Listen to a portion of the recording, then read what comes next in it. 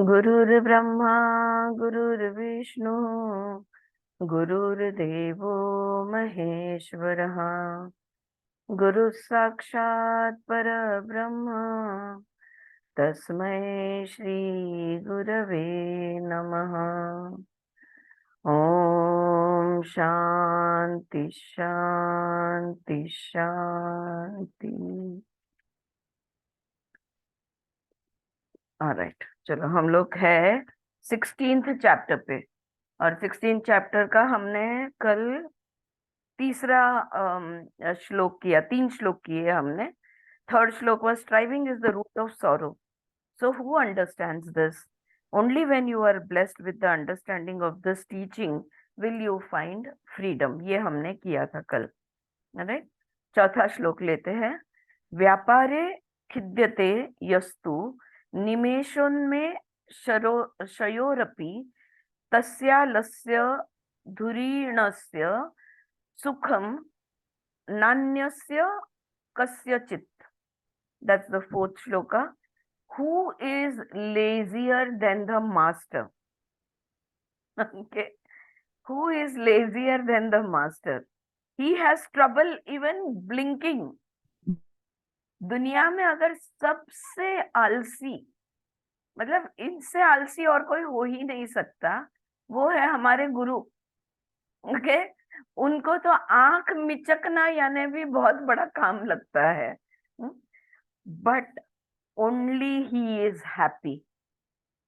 अकर्म में है ना पूरी तरह से, तो बस वही सच में सुखी है।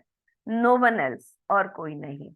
कहने का मतलब इनका ये है कि आप कितना भी काम करोगे, क्या जो जितना प्रयत्न आप करोगे ना, उतने कम सुखी होते जाओगे। तो प्रयत्न करना छोड़ दो। इस बात को लेके काफी लोग मुझे आर्ग्यूमेंट देते हैं कि ऐसे कैसे, हार्ड वर्क तो करना जरूरी है पैसे कमाने के लिए, पापी पेट का सवाल है, घर चलाना है, ये है वो है, नहीं करेंगे तो कैसे होगा। There are so many arguments been given. Why we have to understand what do we mean when we say कि प्रयत्न करना छोड़ दो। कहना क्या चाहते हैं हम? क्या काम करना छोड़ दो बोला है? बिल्कुल नहीं। लेकिन प्रयत्न करना छोड़ दो। काम करना और प्रयत्न करना दोनों में बहुत फर्क है। प्रयत्न करना यानी जो एफर्टफुल अपन करते हैं ना, काम करो लेकिन सहजता से करो। संबंध जोड़ो, सहजता से जोड़ो। जो करना है, सोचना है, सहजता से सोचो।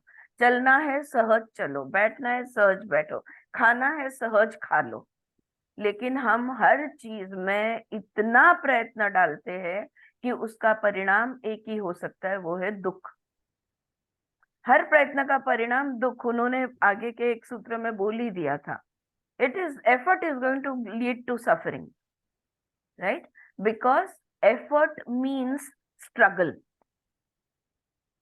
Why struggle? Health, wealth, relationship, study, knowledge, understanding. क्यों struggle करना है? Stop struggling, surrender, give in, allow whatever is happening to happen, do what you have to do. इन वाक्यों का कोई मायने रखता है कि नहीं रखता? हाँ, ये बात बनती है यहाँ पे। तो मेरे गुरु जैसा आलसी इंसान कोई नहीं। आंख मिचकना भी उनको मुश्किल लगता है, उनको तकलीफ होती है आंख में। Blinking of the eyes is also troublesome. लेकिन उसके जैसा सुखी भी कोई नहीं। But only he is happy, no one else. Happiness belongs to that master, idler to whom even the closing and opening of the eyelids is an affliction, to none else. The man of self-realization who is completely inactive, indifferent and unattached to work. Inactive का मतलब यहाँ पे समझाया है, मैंने बोला ना अकर्म। अकर्म वो है, हुआ तो ठीक, ना हुआ तो ठीक, जो सहजता से लेता है। इंडिफरेंट है, अच्छा हमने कुछ अच्छा करने की कोशिश की, अच्छा परिणाम आया, ठीक। नहीं आया तो भी ठीक। हमको जो करना था हम कर चुके। No regrets, no guilt, no even suffering, because no disappointment. none of that. So it's indifferent होना, और दूसरा unattached to work.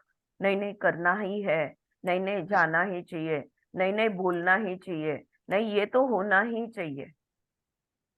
We have endless number of expectations and we have endless number of agenda. ये ऐसा होना चाहिए, ऐसा करना. वैशाली काय बोलायचंय? नाही नाही नाही ना. मग म्यूटवर टाकून मला तू माइक ऑन केला. This also presupposes some body consciousness. काम कौन करता है? आत्मा जैसा आलसी कुछ भी नहीं करने वाला कौन है ना? काम कौन करता है? काम शरीर करते हैं, काम हाथ पैर करते हैं, काम आंखें करती है, काम इंद्रिय करते हैं. काम कौन करता है? शरीर करता है. आत्मा को क्या काम धंधा है? कुछ भी तो नहीं. राइट. सो अगर हम काम पे लगे हुए हैं, इसका मतलब हम शरीर सजगता में है, हम आत्मा सजगता में नहीं है. The man of self-knowledge feels even that the little body consciousness as a limitation and painful. तो जिसको हरिओम नीलवन, तो जिसको जिसको आत्मज्ञान हो चुका है, उसके लिए शरीर को कुछ इच्छा होना. अब शरीर की इच्छाएं कौन सी है? What do your muscles want? Your muscles want movement, right? नहीं तो क्या होता है? मूंगी आती है, कड़ लगती है, कुछ कुछ होता है. The body wants movement. भूख प्यास किसको लगती है? शरीर को लगती है. निद्रा किसको आती है? शरीर को आती है.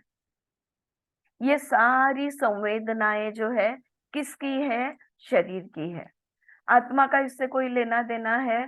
बिल्कुल कुछ भी नहीं है.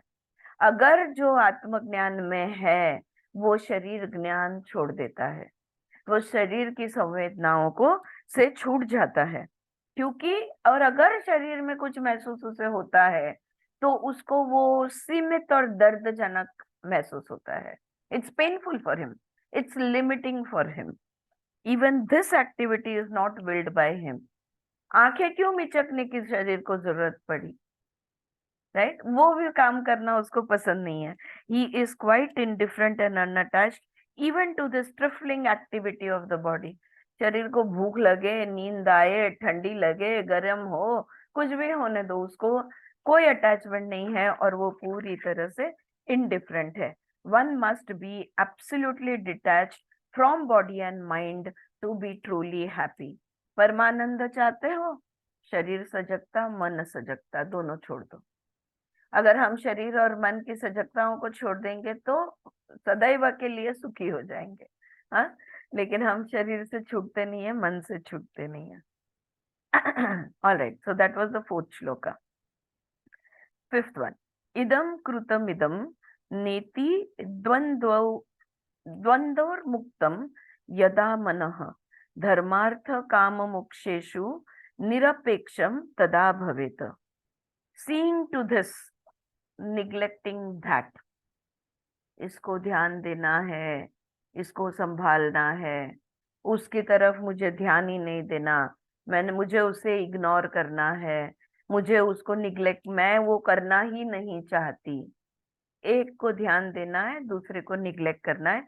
Seeing to this and neglecting that, but when the mind stops setting one thing against another, इसको ध्यान देना है, उसको इग्नोर करना है, दोनों विरुद्ध. ये मन जो है विरुद्ध चीजों को एक दूसरे के सामने खड़ा रखता ही है. इससे मैं प्यार करती हूँ, उससे मैं द्वेष करती हूँ. ये मुझे पसंद है, वो मुझे बिल्कुल पसंद नहीं है. ये बहुत अच्छा है, वो बहुत बुरा है. एक बाजू अगर आप पकड़ोगे तो उसका ऑपोजिट साइड आएगा ही आएगा. इसी को कहते हैं द्वैत. दो opposites, polar opposites. Yeah. So seeing to this, neglecting that, but when the mind stops setting one thing against another, it no longer craves pleasure. अब मन को कोई सुख नहीं चाहिए. क्यों? क्योंकि उसने दोनों जो विरोधी है सब उड़ा दिया. मन ने अच्छे को छोड़ दिया, बुरे को भी छोड़ दिया. ऊपर को छोड़ दिया, नीचे को भी छोड़ दिया, पसंद है उसको भी छोड़ दिया, नापसंद है उसको भी छोड़ दिया।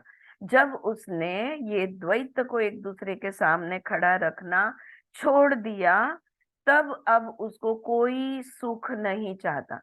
मन विरक्त हो गया, वो कोई सुख नहीं चाहता। It no longer cares for wealth और रिलीजियस ड्यूटी और साल्वेशन। न उसे धन संपत्ति चाहिए, न उसे धर्म कर्म करना है, और न ही उसे मोक्ष चाहिए। कुछ नहीं चाहिए, कुछ भी नहीं, कोई दुख नहीं। दुख कब होता है? जब कोई चीज चाहिए और वो नहीं है, तब दुख होता है, राइट? वो चाहना ही खत्म करना है, चाहत ही खत्म करनी है। Yeah, that's what he's saying in the fifth shloka.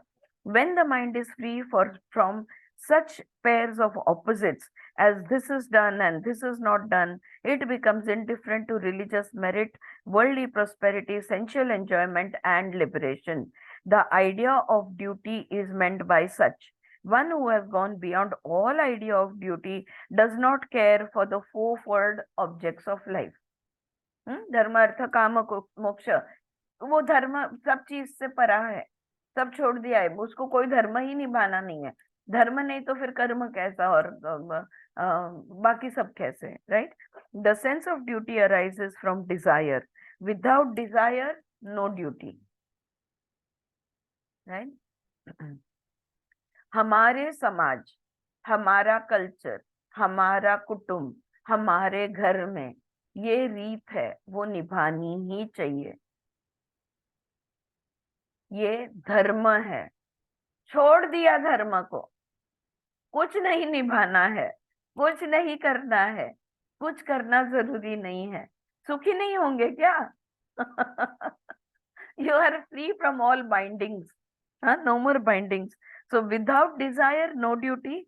The four objects of life presuppose desire, without which they are meaningless. Even liberation is not an object of desire with one who has attained true knowledge. जिसको परम सत्य समझ गया है, जो आत्मज्ञान मिल गया, उसको मोक्ष की भी चाह नहीं है। क्यों? परम ज्ञान क्या है? क्यों उसको मोक्ष की चाहत नहीं है? हाँ, क्यों वो मोक्ष नहीं चाहता? उसको परम ज्ञान मिल गया है। कौन सा ज्ञान?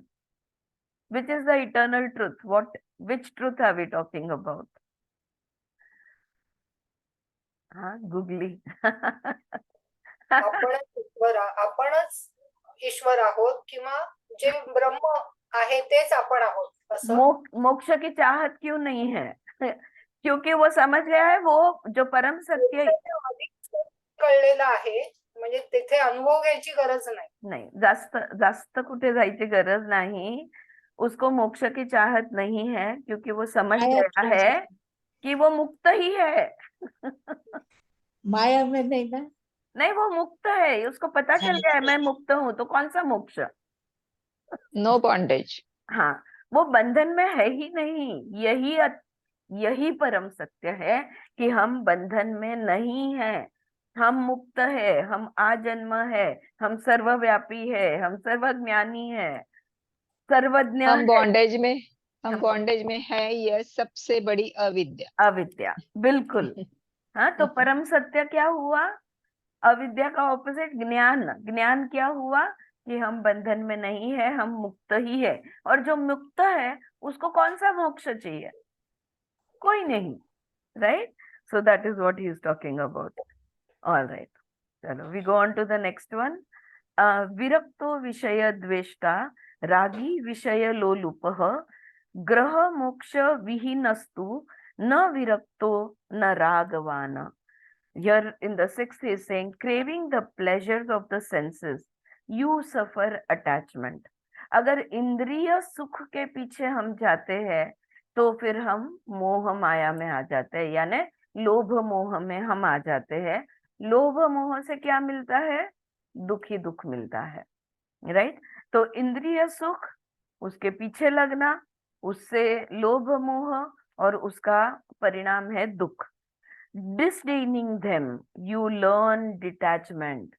विरक्त हो जाओ, छोड़ दो उन सब चीजों को, जाने दो और मुक्त हो जाओ, डिटैच हो जाओ। But if you desire nothing and disdain nothing, neither attachment nor detachment can bind you. लेकिन देखो मजा क्या है, अगर तुम्हारे मन में कोई इच्छा ही नहीं है, अगर तुम किसी भी चीज की चाहत ही नहीं रखते और किसी भी चीज का द्वेष भी नहीं रखते, दोनों नहीं रखते, हाँ, he is saying desire and disdain, दोनों भी नहीं रखते, तो न तुम्हें बंधन का एहसास, न तुम्हें मुक्ति का, दोनों भी चीजें तुम्हें, न अटैचमेंट न डिटैचमेंट, कोई तुम्हें, न तुम राग से बंधे हो न तुम द्वेष से बंधे हो, तुम राग और द्वेष से मुक्त हो जाते हो। अगर तुम्हें कोई इच्छा नहीं है और कुछ चाहिए भी नहीं और नहीं चाहिए भी नहीं, you don't want anything and you don't not want anything, right? So both of that. One who abhors the sense objects becomes non-attached, and one who covets them becomes attached to them. But he who does not accept or reject is neither unattached nor attached, and therefore non-attachment, and therefore renounces. अपने आप हो गया ना संन्यास, कहाँ कुछ करना पड़ा, प्रयत्न शून्य, right? This attempt to avoiding shows that one has not realized all as the self. A higher state is that in which all is realized as self, and therefore there is no thought of accepting or rejecting anything. Sorry. Scientific language में बोले, अगर सब कुछ energy है पता चल गया, तो कौन सी वाली एनर्जी अच्छी और कौन सी वाली को बुरी कहोगे? सब एनर्जी तो है, एक ही तो है, राइट?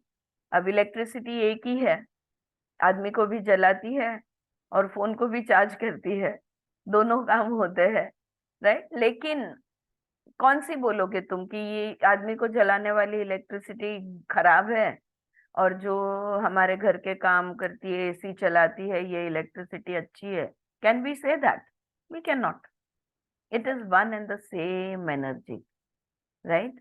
बाकी सारा तुमने उसको चैनलाइज किया है, उसको बॉडी में डाल के सीमित कर दिया है, वो सीमा तुमने जितनी दी है उसके हिसाब से वो काम करेगा।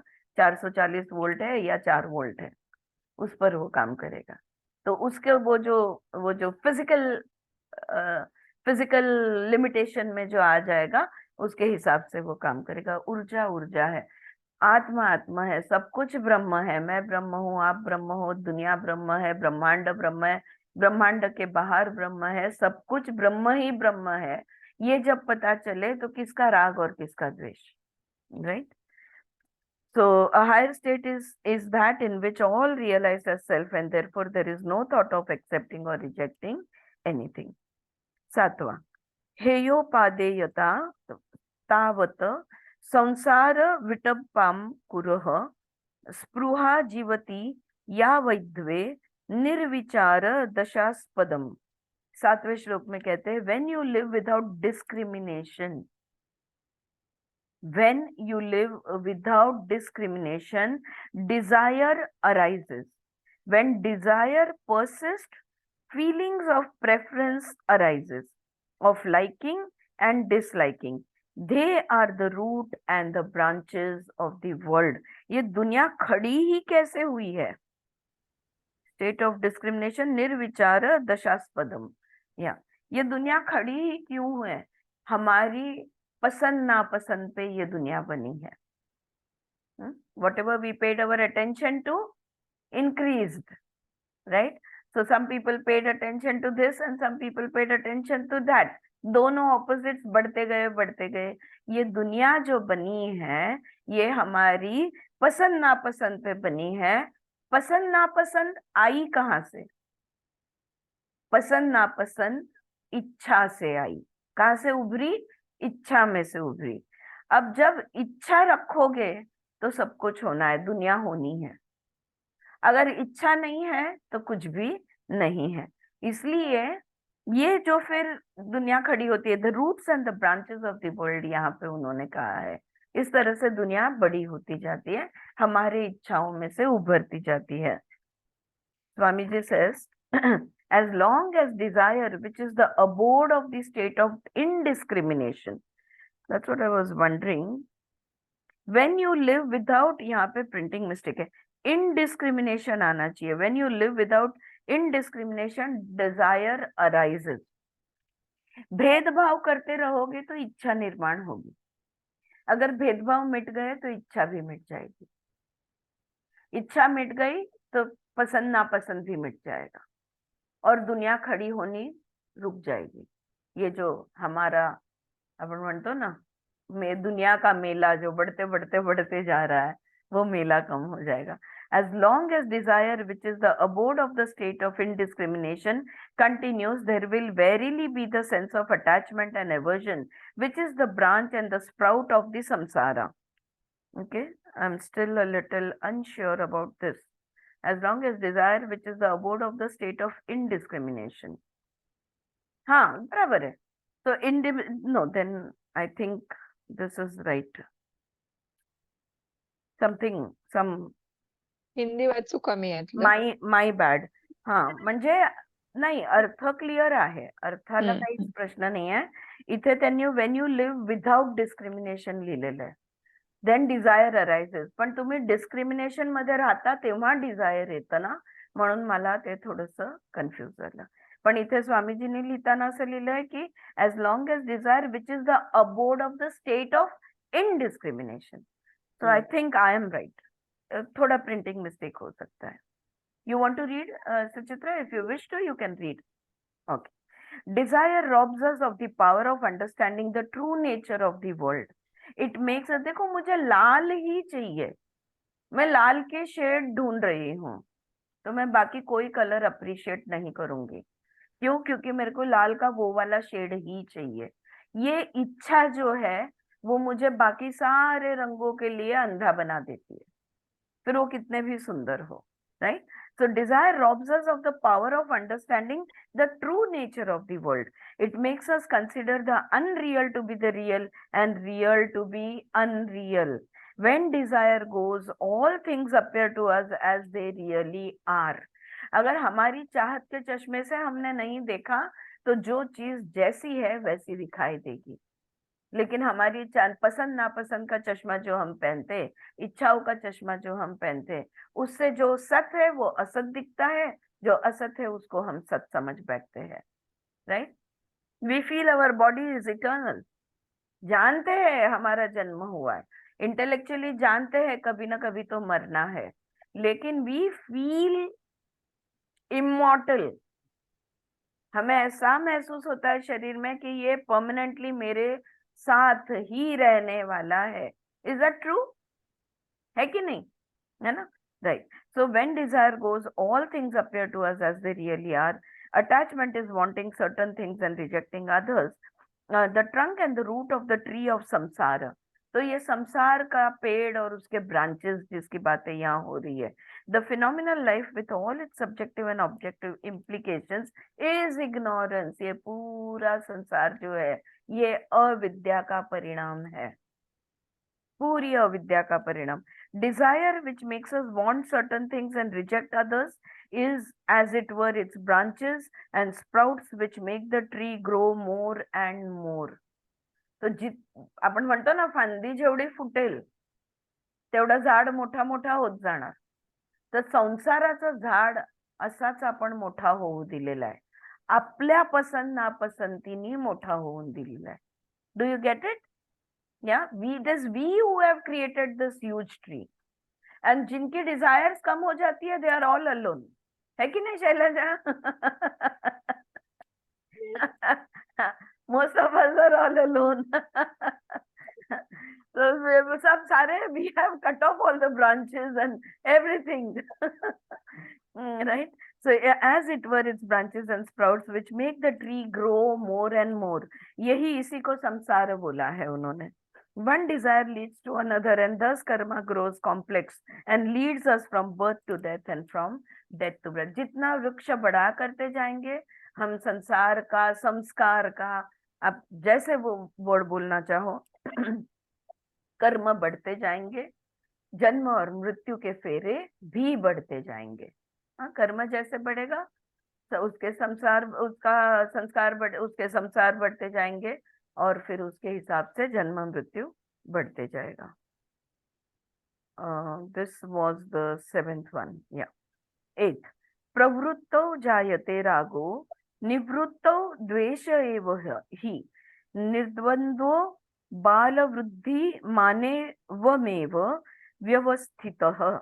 Eighth one he says, from activity desire, from renunciation aversion. कर्म है तो इच्छाएं है. Very very subtle this is.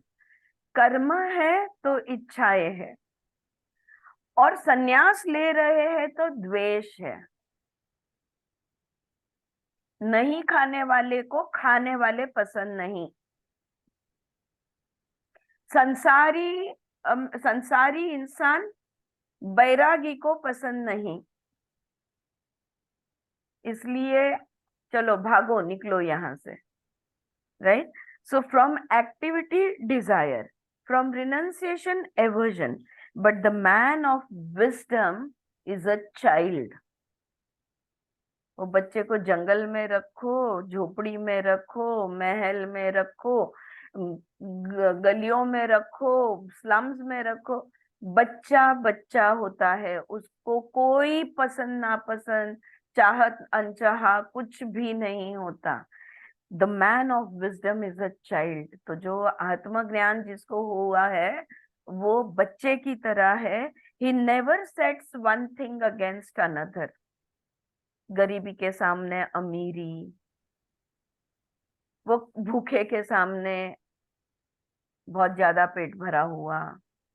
बच्चा जो है वो डिस्क्रिमिनेट नहीं करता. वो ना मोटी को मोटी समझता है, ना पतली को पतली समझता है. You get it? So the man of wisdom is like a child. He never sets one thing against another. It is true, he is a child. जो ज्ञानी है, जो आत्मज्ञानी है, वो बच्चे की तरह होता है. हाँ, ये बिल्कुल सच है. Activity begets attachment, attention, abstention from it, aversion. The man of wisdom is free from the pairs of opposites like a child, and he lives on verily as such.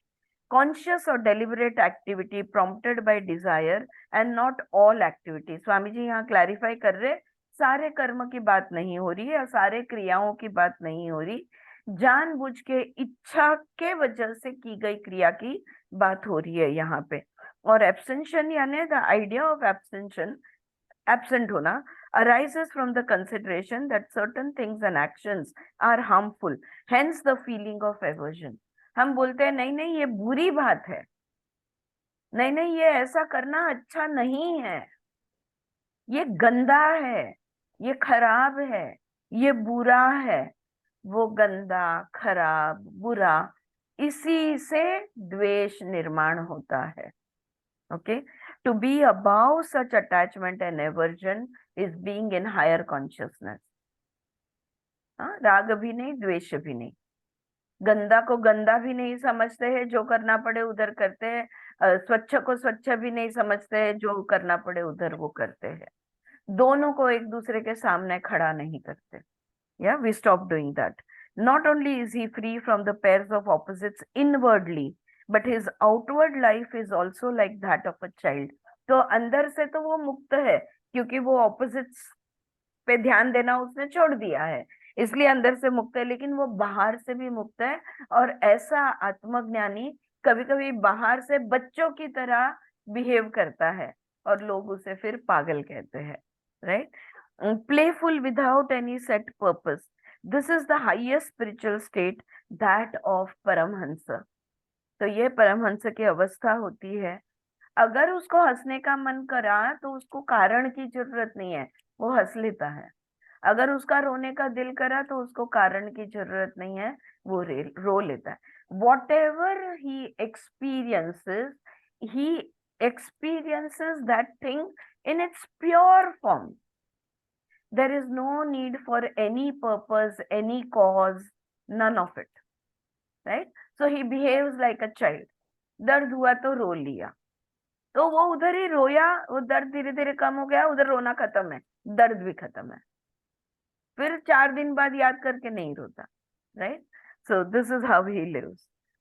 हातुमिच्छति संसारम रागी दुःख जिवाहस रागी दुःख जिहासया वितरागो ही निर्दुःखस्त स्मिन्नपि न खिद्यति. In the 9th one he is saying, if you desire the world, you may try to renounce it in order to escape sorrow. अब हमें देखो, हम अब ये सेंटेंस से हम हमारी जर्नी याद करते हैं जब हम योग में आए, सजगता में आ गए. हाँ, so many of you have been with me for so many years, right? पहली बात हमने क्या की? ये छोड़ना, वो छोड़ना, चाय छोड़ना, कॉफी छोड़ना. सही है? हाँ, जो चीज चाहते हो उसको छोड़ने की बात बनती है, बराबर? वही वो यहाँ कह रहे. If you desire the world, you may try to renounce it. अगर दुनिया तुम्हें बहुत भाती है तो तुम दुनिया से संन्यास लेने की कोशिश करोगे. क्यों करोगे ऐसा? In order to escape sorrow. क्योंकि जिसको चाहते हैं उसी ने मुझे दुख दिया. और याद करो, अब भी कौन सबसे ज्यादा दुख कौन देता है? अपने, पराये नहीं. It's always अपने. The nearest and dearest people of who are closest to us, we have given them the power to hurt us, right? They can hurt us, they can make us suffer, right? उनको कुछ भी होता है तो हम सफर करते हैं, और अगर वो कुछ भी बोले, कुछ भी हो करे तो भी हम सफर करते हैं. सो जिसको सबसे ज्यादा प्यार किया उसको छोड़ने की बात मन में आती है. क्यों? क्योंकि हम दुख से निकलना चाहते हैं, दुख से भागना चाहते हैं. If you desire the world, you may try to renounce it in order to escape sorrow. Instead, ऐसा करने के बदले, रिनाउंस डिजायर. ये जो चाहत है, इसी को, इसका ही त्याग कर दो.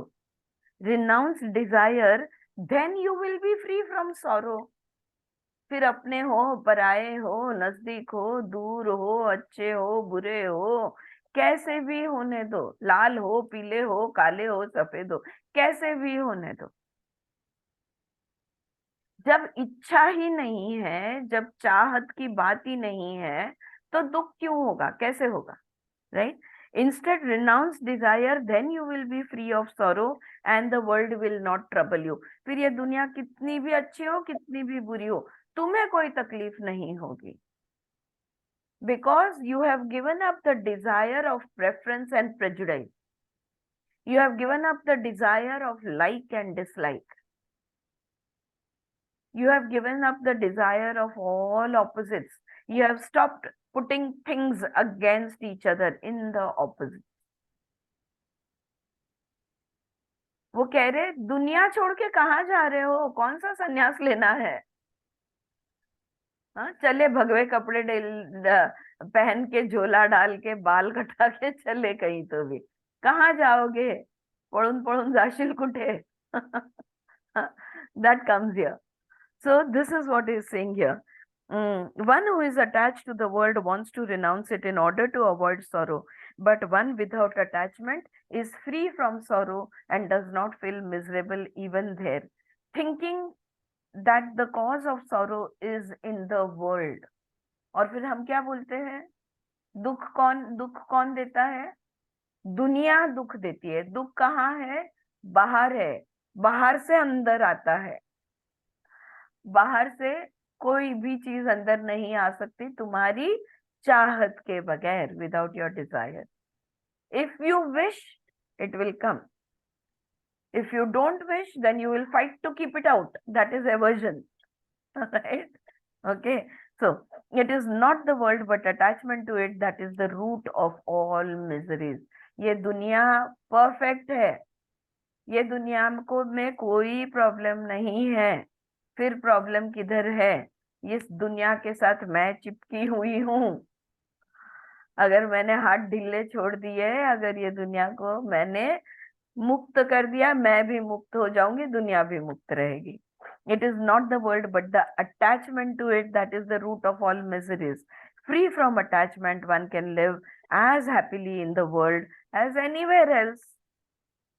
कहीं भी रहो यार, गुफा में रहो, हिमालय में रहो, घर में रहो, बाग में रहो, मेले में रहो, कहीं भी रहो, अगर कुछ चाहते नहीं हो तुम किसी से, तो तुम दुखी कभी नहीं हो सकते। You don't have, you don't want anything from anybody, then there is no pain, no problem.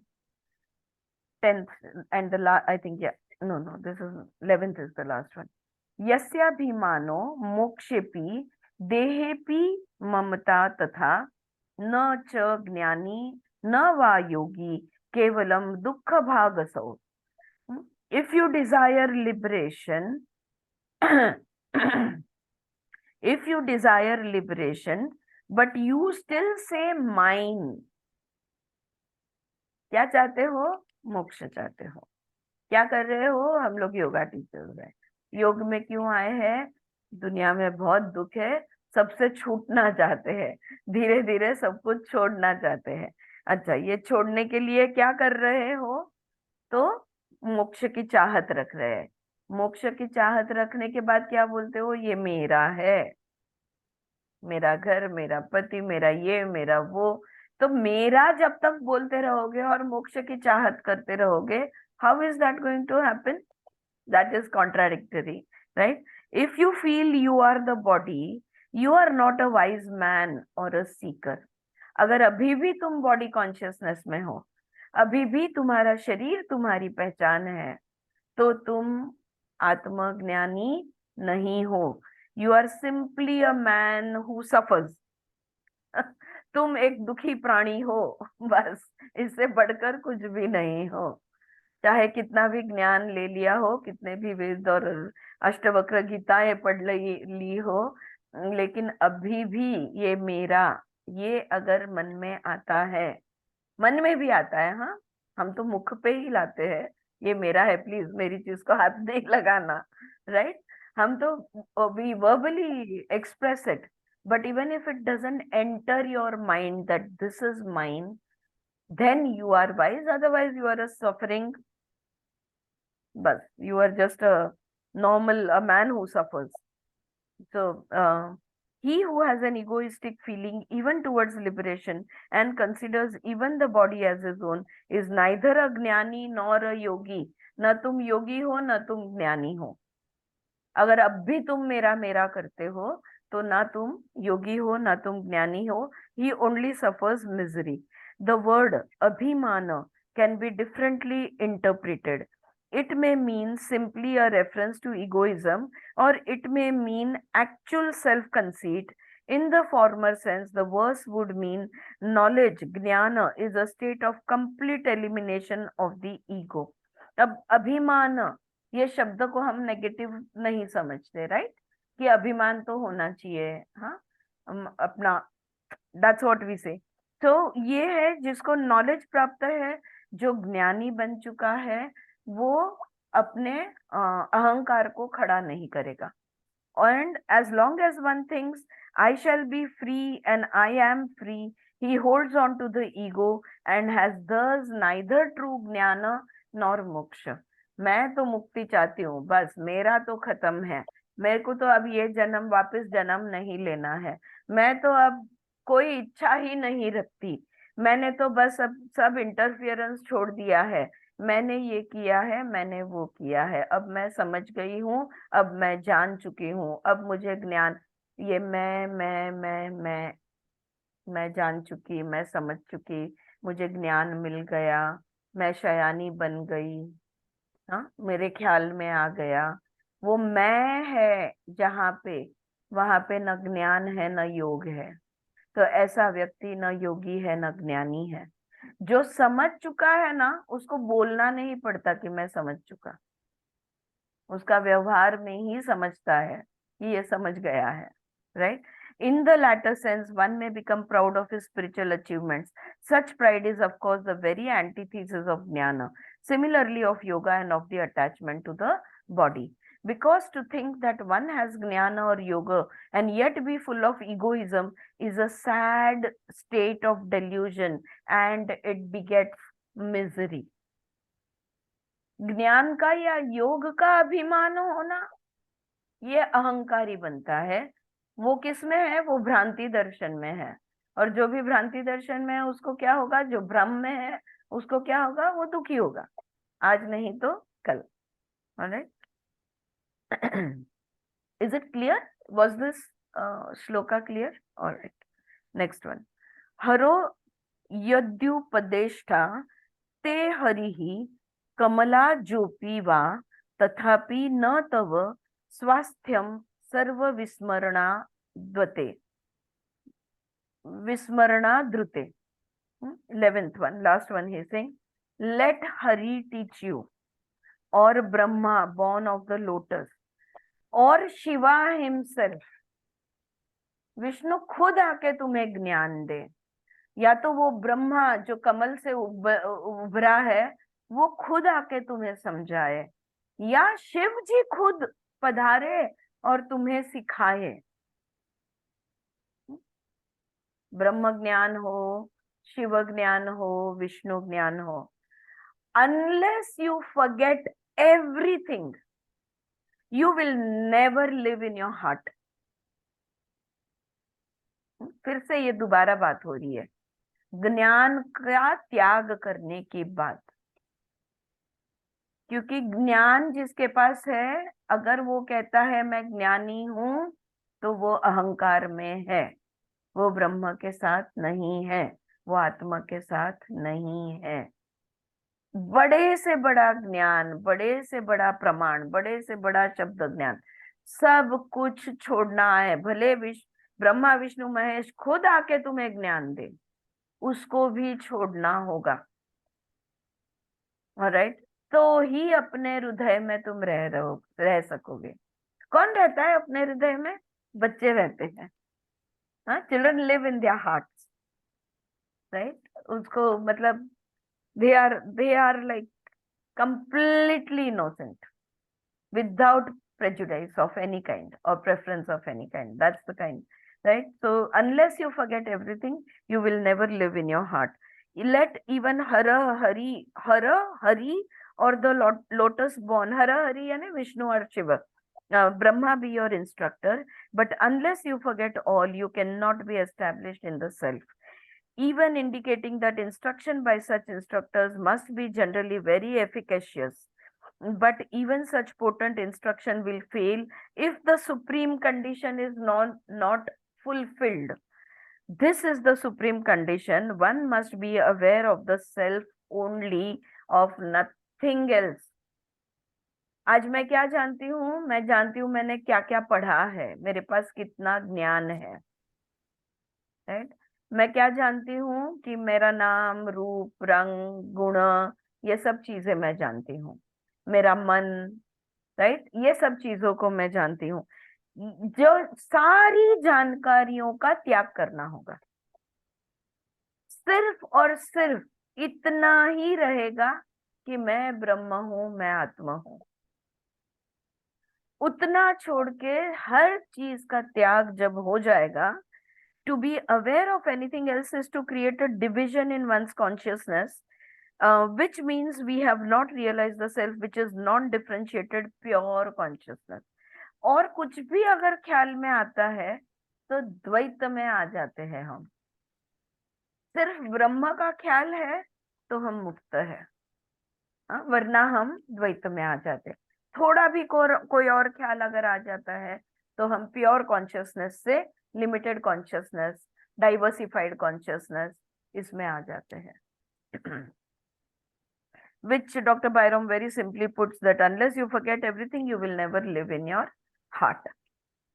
Yeah? All right. हा chapter इकडे संपतोय. Anyone wants to say anything? Yeah, clear? All good? Shall we move on to the next one? All right. अच्छा, next chapter 17th chapter का नाम है the true nowhere. Ashtavakra उवाच है, यहाँ पे फिर से अष्टवक्र बात करते हैं। द ट्रू नोवर यानी जो सत्य का ज्ञानी है ये।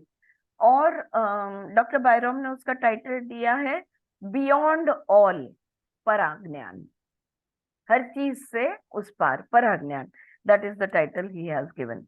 We will take up the first shloka. Ashtavakra उवाच तेन ज्ञानफलं प्राप्तं योगाभ्यासफलं तथा तृप्तः स्वच्छेन्द्रियो नित्यमेकाकी रमते तु यः। What is he saying? The man who is happy and pure and likes his own company.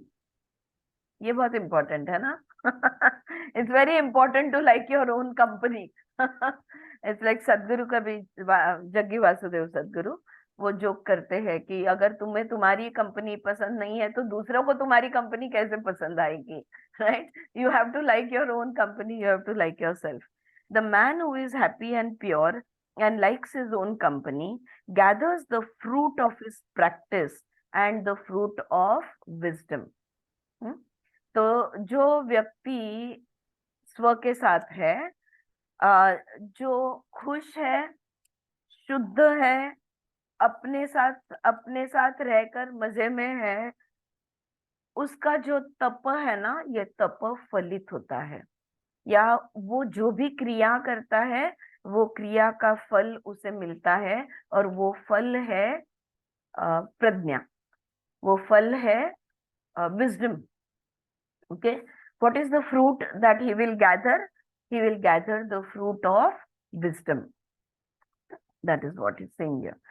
Ashtavakra said, he has gained the fruit of knowledge as well as the practice of yoga, who contented and with purified senses ever enjoys being alone.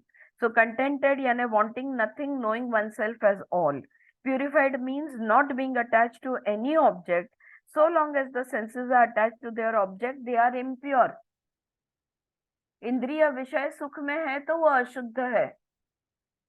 इंद्रिय अपने विषयों से छूट जाते हैं तो शुद्ध हो जाते हैं। Enjoys his own self, which is all. Alone means as he is the whole universe, there is nothing other than he. किसी की जरूरत ही क्यों है? वो पूर्ण है ना। हमें कंपनी की जरूरत क्यों लगती है? हमें पार्टनर की जरूरत क्यों लगती है? हमें कोई ना कोई कंपेनियन की जरूरत क्यों लगती है? क्योंकि हम आधा अधूरा महसूस करते हैं। अगर तुम पूर्णत्व महसूस करते हो तो तुम्हें किसी की जरूरत महसूस नहीं होगी। यानी जानबूझकर तुम द्वेष करते हो और जानबूझकर लोगों को दूर ढकलते हो, ऐसा कुछ नहीं है। सहज अवस्था है यहाँ पे, प्रयत्न शून्य। Alright, okay. सेकेंड श्लोक। न कदाचि जगत्यास्मिन् तत्त्वज्ञा हन्त खिद्यति यत एतेन तेनेदं पूर्णं ब्रह्मांड मंडलम। He is saying the man who knows the truth is never unhappy in the world. उसको इस दुनिया से कोई प्रॉब्लम नहीं है।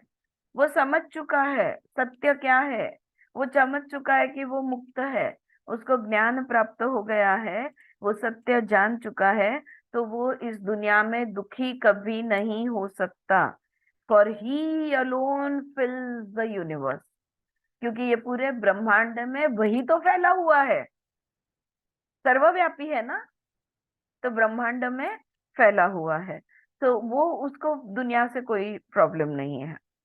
Oh, the knower of truth is never miserable in this world, for the whole universe is filled by himself alone. The sense of misery is possible only with the perception of duality. When one perceives nothing but himself in the whole universe, he cannot be touched by any sorrow. ऐसा इंसान कभी दुखी नहीं हो सकता। Alright, तीसरा श्लोक। न जातु विषयाः केपि स्वाराम हर्षयन्त्यमि सल्लकी पल्लव प्रीतमिवेभम निर्बलम नहीं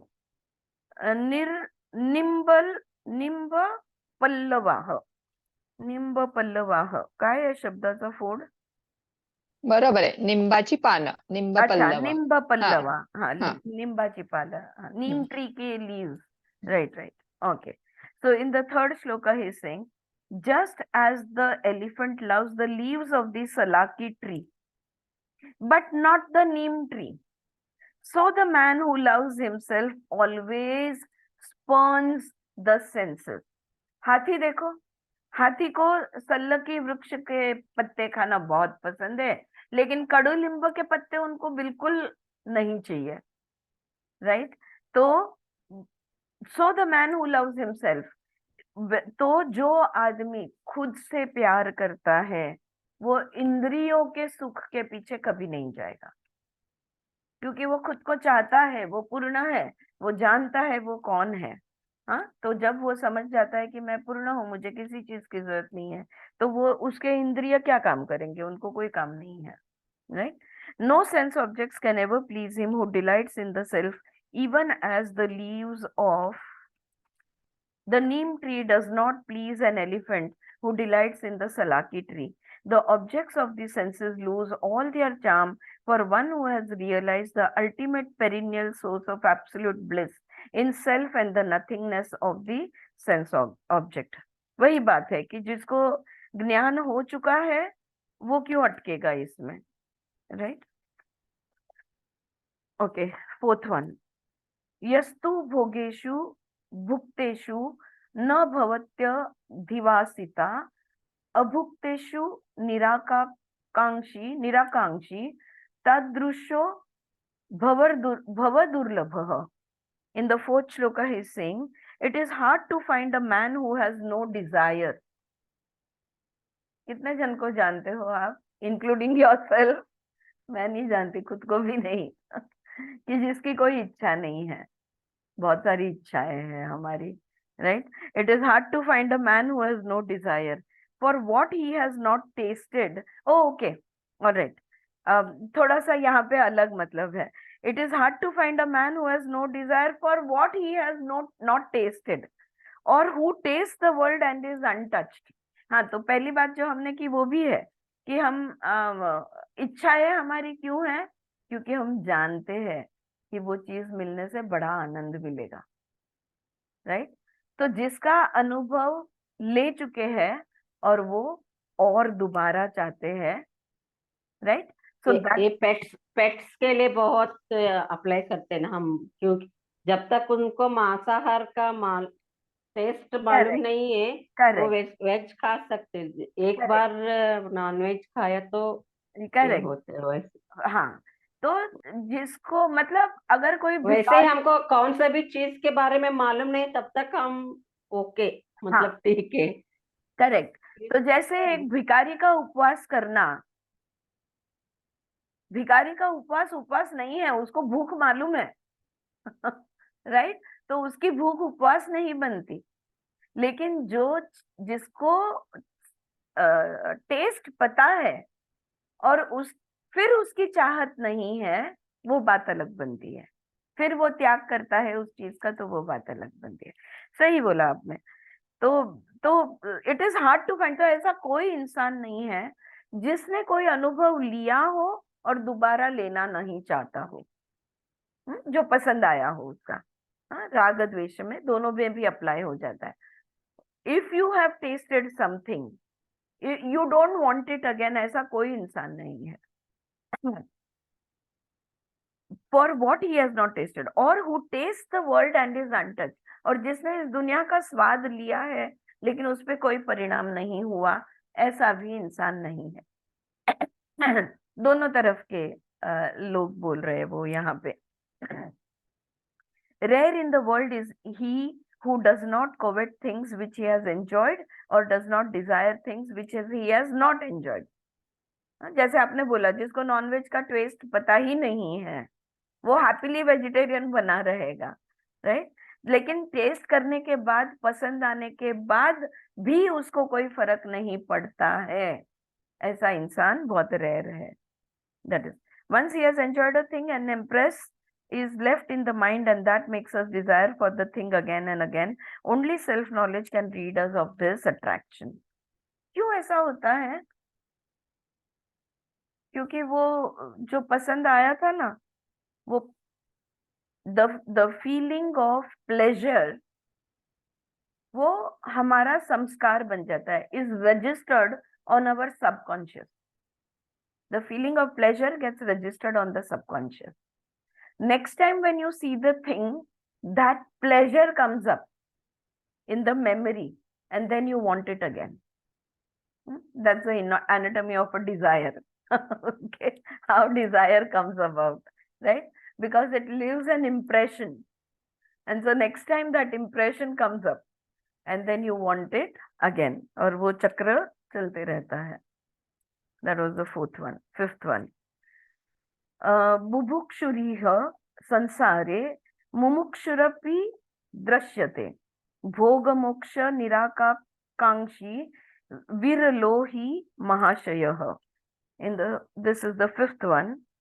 Here in the world, some crave pleasure and some seek freedom, but it is hard to find a man who wants neither. He is a great soul. दुनिया में सुख के पीछे दौड़ने वाले लोग मिल जाते हैं, या मोक्ष चाहने वाले, संन्यास लेने वाले लोग भी मिल जाते हैं, लेकिन ऐसा इंसान मिलना बहुत मुश्किल है जो न चाहता है, न पकड़ के रखना चाहता है, न छोड़ना चाहता है. उसको दोनों भी नहीं करना है, ना उसे भाग जाना है और ना उसे रहने का कुछ भी. उसको it is hard to find a man who wants neither. He is a great soul. ऐसा आत्मा जो है वो बड़ा आत्मा है. One desirous of worldly enjoyment and one desirous of liberation are both found in the world, but rare is the great soul, one who is not desirous of either enjoyment or liberation. न सुख चाहता है, न सुख से मुक्ति चाहता है, दोनों भी नहीं चाहता.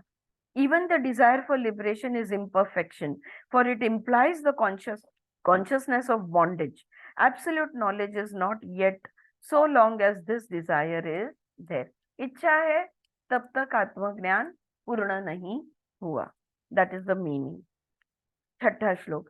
धर्मार्थ काम मोक्षेषु जीविते मरणे तथा कस्यप्युदार चित्तस्य हेयोपादेयता नहि.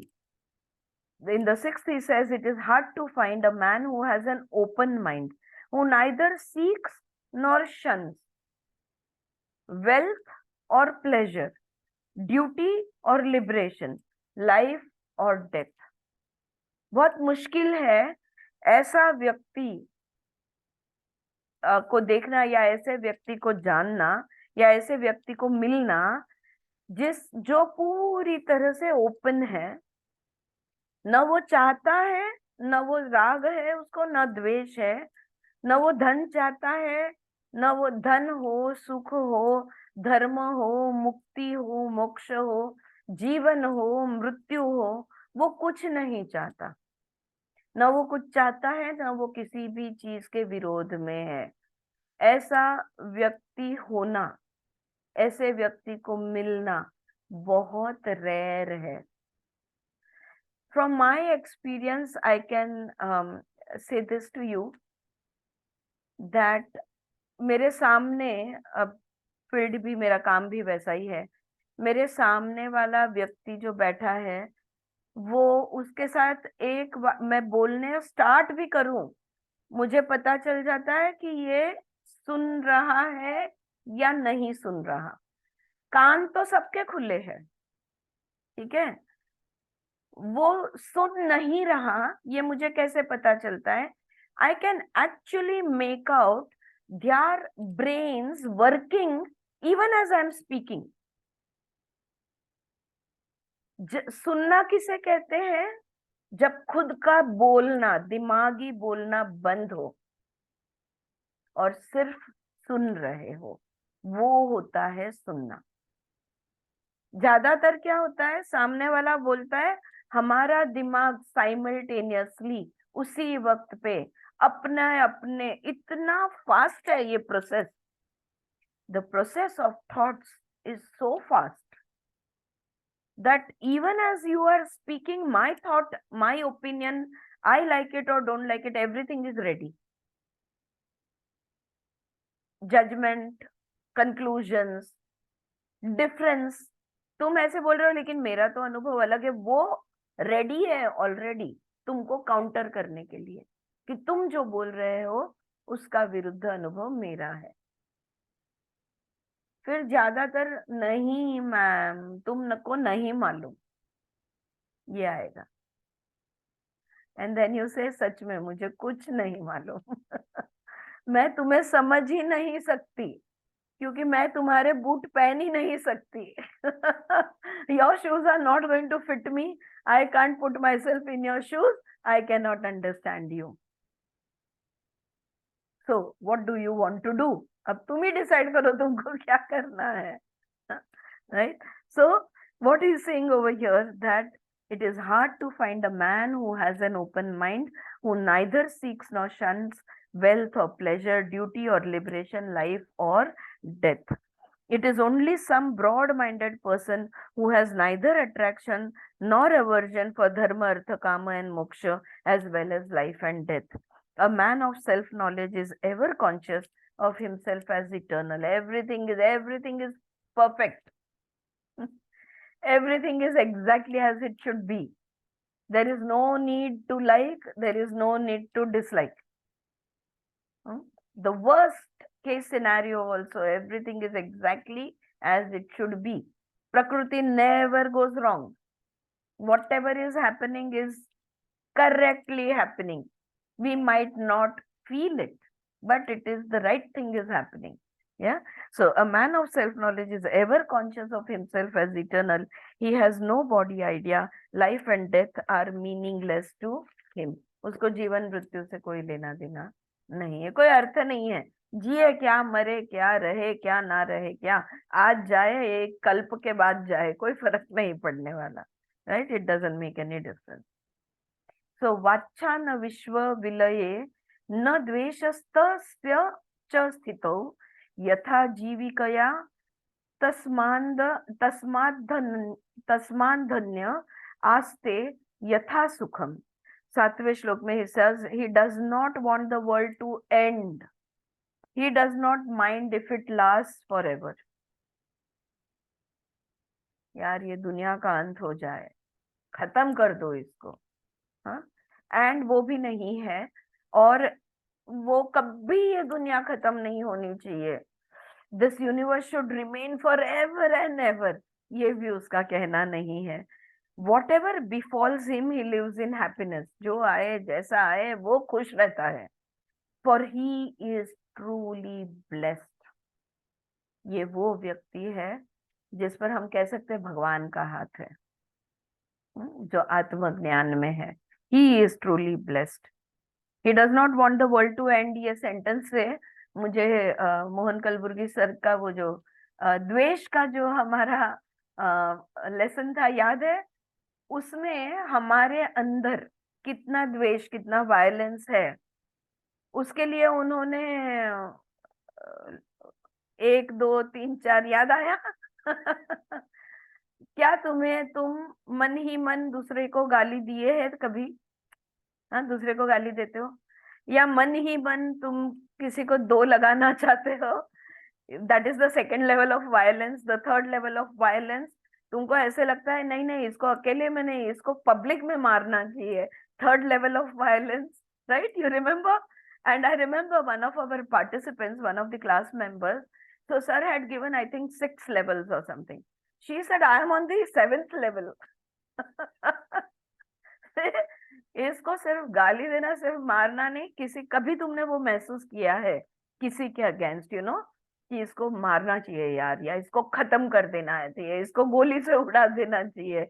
द अमाउंट ऑफ द्वेष, and we don't even realise that we are having that level of dvesha within us, you know.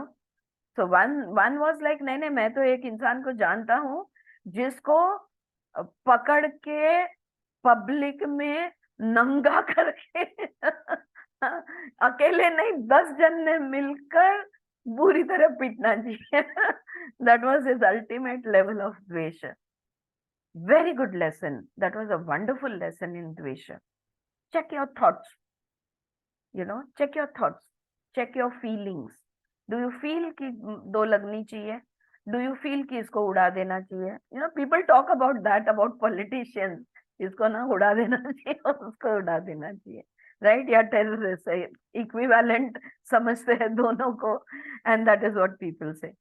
So here that is what he is saying, that he, तो जो आत्मज्ञान में आ चुका है उसको ना कुछ कम करना है ना उसको कुछ बढ़ाना है. तो he does not want the world to end, he does not mind if it lasts. तो ये दुनिया रहे ना रहे उससे कोई फर्क नहीं पड़ता. So the man of knowledge does not feel any desire for the dissolution of the universe or aversion to its existence. The Blessed One therefore lives happily on whatever subsistence comes as a matter of course. Because he perceives the universe as the self itself, as long as there is ignorance, one looks upon the world as the root of all miseries and tries to shun or destroy it, so to speak. अगर मैं समझती हूँ कि दुनिया मुझे तकलीफ देती है, लोग मुझे सताते हैं, दूसरे मेरे प्रॉब्लम्स खड़े करते हैं, ये बन गई अविद्या, अज्ञान. बिकॉज ये जो सताना, ये जो टर्म है, जो दुख का भाग है, वो तुम अपने आप मैनेज कर लेते हो खुद के अंदर ही. You have a choice to feel सताउड और नॉट. या that is, it's within you. It cannot come from outside, it is within you. But with the birth of the knowledge of the self, his vision is changed and everything appears as the self alone. लेकिन ब्रह्म ज्ञानी को सब कुछ ब्रह्म दिखता है. हाँ, उसको हर एक में.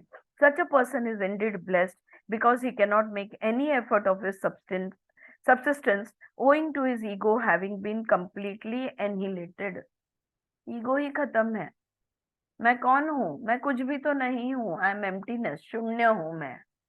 ये शून्य का भाव एक बार आ जाए ना, परम सुख. क्योंकि you are nothing. Ego zero पे चला जा, जीरो क्या, माइनस में चला जाता है ego. Where you are, ego है ही नहीं, यू ही नहीं रहता, तो दुख की कहां से बात होगी. कृतार्थनेन ज्ञाने नित्यवम गलित धिह कृति पश्यन स्टन काय ग, स्टनवन काय, what is that, what's the word? कृतार्थ ज्ञानेन मला पण नाही येते. very difficult to pronounce. Very difficult to pronounce. There is, I can't even describe it. Anyway, कुछ तो भी. And स्पृशन, ते शृणवन आहे. सुचित्रा, म्हणजे कारण श्रुणवण आहे. हा, श्रुणवण आहे. शृणन श आहे. आहे ना ते. हा. कारण इकडे शृणन, स्पृशन, जिघ्रन, अश्वन, यथासुखम असे शब्द दिलेले आहेत इन द ब्रेकअप. स्पृशन, जिघ्रनन, श्वनांस्ते, यथासुखम. So in the 8th he is saying, now that he understands, he is fulfilled. His mind is drawn within and he is fulfilled. He sees and he hears. He touches and smells and tastes and he is happy. कुछ भी test करो, करेंगे. कोई भी सुगंध, दुर्गंध, कोई भी गंध आने दो, लेंगे. कोई भी टेस्ट, कोई भी स्पर्श ज्ञान होने दो, करेंगे. जो भी सुनना है, श्रवण करना है, सुनेंगे. जो भी देखना है, दृश्य देखेंगे. सब कुछ करेंगे और खुश रहेंगे. क्यों? क्योंकि वो समझ चुका है, वो पूर्णत्व जान चुका है, उसका मन प्रत्याहार में है. His mind is drawn within and he is fulfilled. वो तृप्त है. तो तृप्तता में जो है, उसको कुछ टेस्ट करने को, उसको ना भाव है ना अभाव है. तो अगर भाव भी नहीं है, अभाव भी नहीं है, तो ले लो, हाँ ले लेंगे. अच्छा मत लो, अच्छा ठीक है, दे दो, दे देंगे. कर लो, कर लेंगे. मत करो, नहीं करेंगे. उनको कोई फर्क नहीं पड़ता. Being fulfilled by this knowledge and his mind absorbed and contented, the wise one lives happily, seeing, hearing, touching, smelling and eating. देखो, जब ये हमारी स्थित भगवत गीता पढ़ते वक्त स्थित प्रज्ञता की बात हुई थी, तो स्थित प्रज्ञा हमें ऐसे लगता है जो धीर गंभीर है, जो ना ये करता है ना वो करता है, जिसको ना सुख का अनुभव होता है ना दुख का अनुभव होता है। और तब भी यही समझाया था और यही हमारी चर्चा हुई थी कि ऐसा कुछ नहीं है कि उसने त्याग किया है या छोड़ दिया है, उसको कोई फर्क नहीं पड़ता, करे या ना करे, ले या ना ले, दे या ना दे, उसे कोई फर्क नहीं पड़ता, वो सुख दुख से निकल चुका है।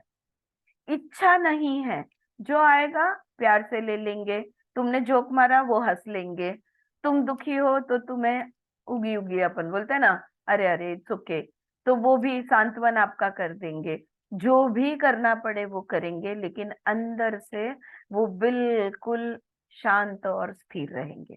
इसे कहते हैं स्थित प्रज्ञा। हाँ, जहाँ पे अंदर कोई हलचल नहीं है, बाहर से जो भी कर्म करना है करते रहेंगे। Alright.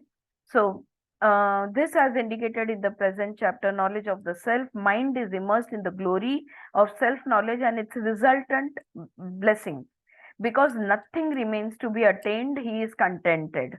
It is not external behavior that demarcates a man of knowledge from an ordinary human being. बाहर के व्यवहार से अंदर का इंसान नहीं पहचाना जा सकता। Through his external behavior, you cannot judge the internal state of a man. The former may have everything in common with the latter, except the feeling of I-ness and mine-ness. तो जो ज्ञानी है और जो अज्ञानी है, दोनों सेम चीजें करेंगे, दोनों वही जीवन जी रहे हैं, लेकिन एक मैं और मेरा बोलता है और दूसरा मैं और मेरा नहीं बोलता है। जो ज्ञानी है उसने अहम भाव का त्याग कर दिया है, तो मैं मेरा वो नहीं बोलता, और जो अज्ञानी है वो मैं और मेरे में खेलते रहता है। ऑलराइट, 9th वन, शून्य दृष्टि वृथा चेष्टा निंद्रायणी च न स्पृहा न विरक्तिर्वा क्षीण संसार सागरे, क्षीणच आहे ना ते पण, हा, क्षीण संसार हो, बरोबर आहे. हा, क्षीण फक्त संसार वरचं सागरे. विकलानी नाहीये, विफलानी. हो. कुठे आहे ते? पहिल्या ओळीत शून्यादृष्टीर वृथा चेष्टा. अच्छा, इथे विकल म्हटलेलं आहे. हा, अच्छा, विकल म्हटलंय का? हो हो ओके. हो हो, विकलानी इनऑपरेटिव्ह क म्हटलेलं आहे. हम्म. विकलानी इनऑपरेटिव्ह मीनिंग पण दिलाय त्यांनी. ऑलराइट, सो 9th सूत्र is saying whatever he does is without purpose. जो भी करता है, उसको उसमें से करने में से कोई रिजल्ट नहीं चाहिए, कुछ होने के लिए वो कुछ नहीं कर रहा।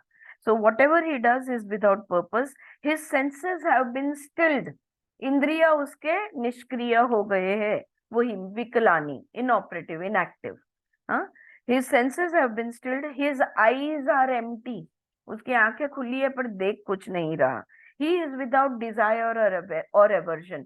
न उसे इच्छा है न उसे त्याग है, मतलब दोनों भी नहीं है, न राग है न द्वेष है। For him, the waters of the world have all dried up. इस दुनिया, what waters are we talking about? कौन से जल की बात हो रही है यहाँ पे? Emotions. Emotions is the water element. Feelings, वो सब अभी सूख गया है सब कुछ, अब यहाँ पे कुछ नहीं है। पानी है तो बहेगा, बहने के लिए कुछ भी नहीं है। So this sounds very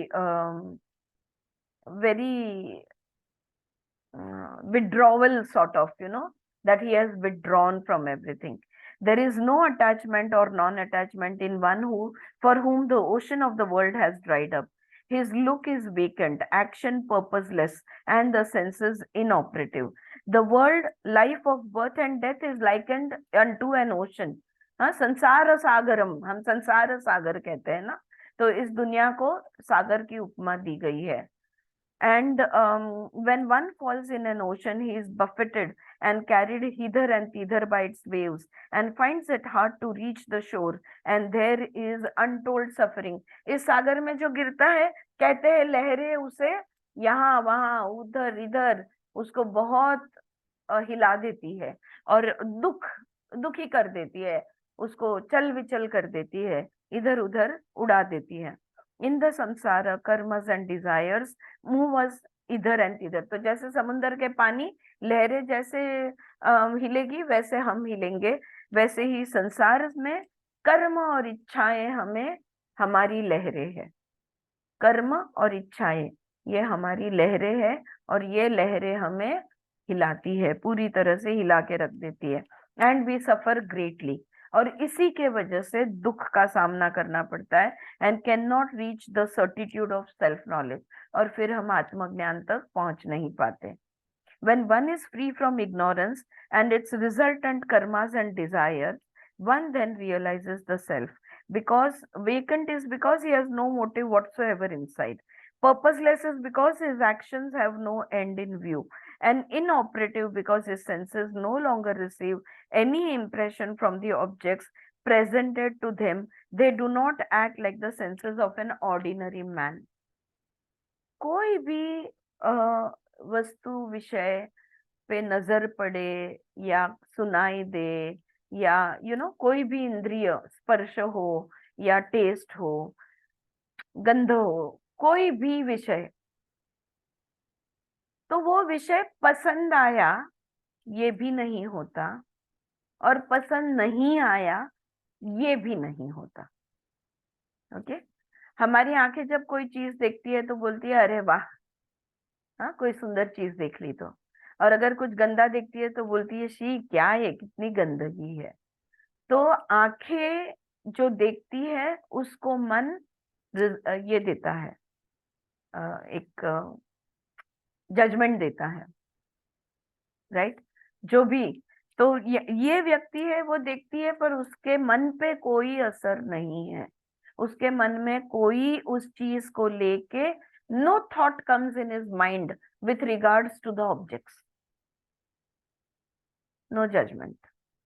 It is what it is. अगर कचरा कुंडी है तो कचरा कुंडी है, अगर संगे मरमर है तो संगे मरमर है, कोई बात नहीं. Whatever it is, it doesn't make any difference to him. Yeah, I think we will take the 10th one and then we will stop. Okay. न जागरती न निद्राती नो नन्मीलती न मिलती अहो परदशा कापि वर्तते मुक्त चेतसः. So in the 10th one he is saying he is not asleep, he is not awake, he never closes his eyes or opens them. न वो सोया है न वो जगा है, न वो आंखें बंद करता है न वो आंखें खोलता है. Wherever he is beyond everything, he is free. वो परा है, वो अपरा से परा चला गया है, वो मुक्त है जहां भी वो है. आपने देखा है गौतम बुद्धा की मूर्तियों में आंखें कैसे अधखुली होती है ना. The eyes are like little open, neither are they closed nor are they open, right? So न वो सोया है, तो he is a self-awakened man, he is a self-realized man, and self-realized man are like that. They are not open, eyes are not open, eyes are not closed, and he is neither asleep nor is he awake. Wherever he is beyond everything, he is free. The wise one neither keeps awake nor sleeps, neither opens nor closes his eyes. Oh, the liberated soul anywhere enjoys the supreme condition. A liberated soul may not be called awake, as he does not seek the objects of the world and perceive them as we do. तो जो आत्मज्ञानी है, जो आत्म साक्षात्कारी है, वो दुनिया को हमारी तरह से नहीं देखता. हाँ, उसका देखना हमारे जैसे नहीं होता. क्यों? क्योंकि वो दुनिया से कुछ नहीं चाहता. हम जब दुनिया को देखते हैं तो हम कुछ ना कुछ ढूंढते हैं, जो हम चाहते हैं वो हम ढूंढते हैं. तो हम चाहते हैं कुछ ना कुछ, वो कुछ नहीं चाहता. He is dead to the relative world. ये बदलती दुनिया से उसके पास से उसे कुछ नहीं चाहिए. He may not also be called sleeping as he is ever conscious of the self pervading the universe. और वो सोया भी नहीं है, तो उसको जागरूक हम क्यों कहते हैं? क्योंकि वो ये जानता है कि वो सर्वव्यापी है. He is all pervasive. He is Brahma and he is everywhere.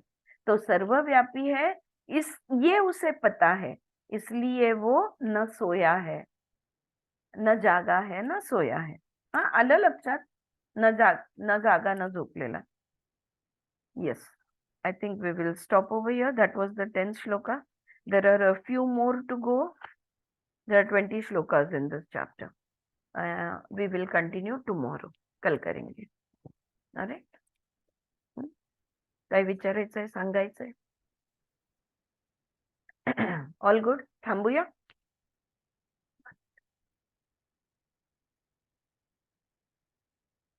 Om Shanti शांति शांति. हरि ओम तत्